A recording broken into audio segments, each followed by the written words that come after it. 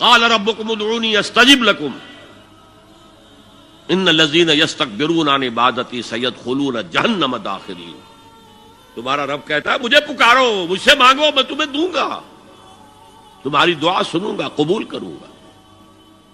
اور جو بربنائے تکبر مجھ سے نہیں مانگتے وہ جہنم میں داخل ہوں گے ذلیل و خوار ہو کر. حضور نے ایک بات مجھے متن یاد نہیں ہے بہت پیاری فرمائی. دیکھو انسانوں سے تم مانگتے ہو کچھ تو ایک دفعہ تو اس کے ماتھے پر تیوری پر بل پڑ ہی جاتا ہے، یہ کیوں میرے سامنے ہاتھ سوال کیا، کیوں مجھے اس سے مانگ رہا ہے، چلیے بعد میں کچھ وہ دے ہی دے، لیکن ناگوار گزرتا ہے. ارے اس سے مانگو جو کہتا ہے کہ مجھ سے مانگو اور میں دوں گا. وہ نہ مانگنے پہ ناراض ہے، اس سے نہیں مانگتے. رات کے آخری ساعتوں میں یا جسے آپ کہتے ہیں the small hours of the morning, حدیث میں آتا اللہ نزول اجلال فرماتے، جس کو ہم نہیں جانتے کیسے نزول ہوتا ہے. ذات باری تعالیٰ اور اس کے متعلقات کے بارے میں جو بات آ گئی قرآن میں حدیث میں وہ ہم مانتے ہیں. کیسا یہ ہم نہیں جانتے، اس کا ہاتھ ہے کیسا ہے ہم نہیں جانتے، اس کا چہرہ ہے کیسا ہے ہم نہیں جانتے، اس کی ساق ہے، اس کی پنڈلی ہے کیسی ہم نہیں جانتے، وہ سنتا ہے کیسے سنتا ہے ہم نہیں جانتے، کیا اس کے کان ہیں، کیا اسے بھی ساؤنڈ ویوز کی ضرورت ہے سننے کے لیے، وہ دیکھتا ہے کیسے دیکھتا ہے ہم نہیں جانتے،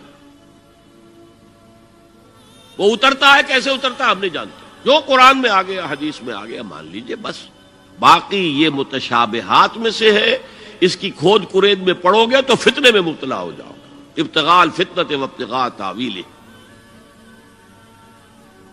لہذا حدیث میں آتا ہے کہ رات کے آخری ساعتوں میں اللہ سمائے دنیا تک نزول فرماتے ہیں اور پھر ندا لگتی ہے حل من سائل فاعطیہ، ہے کوئی سوال کرنے والا مانگنے والا کہ میں اسے دوں.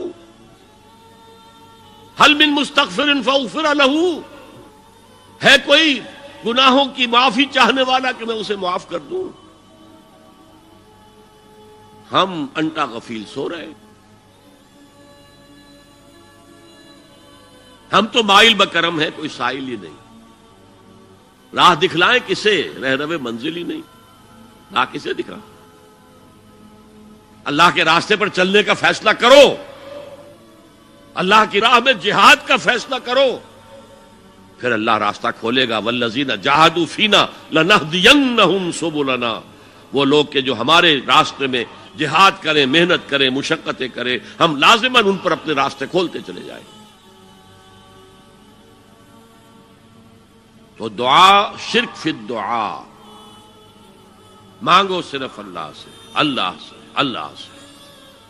وہ چاہے کسی فرشتے کے ذریعے، چاہے کسی فوت شدہ ولی اللہ کی روح کے ذریعے سے، چاہے کسی کو بھی نہیں، براہ راست اپنے حکم سے. اس کی تو قدرت ہے جو چاہے کرے، کن فیکون.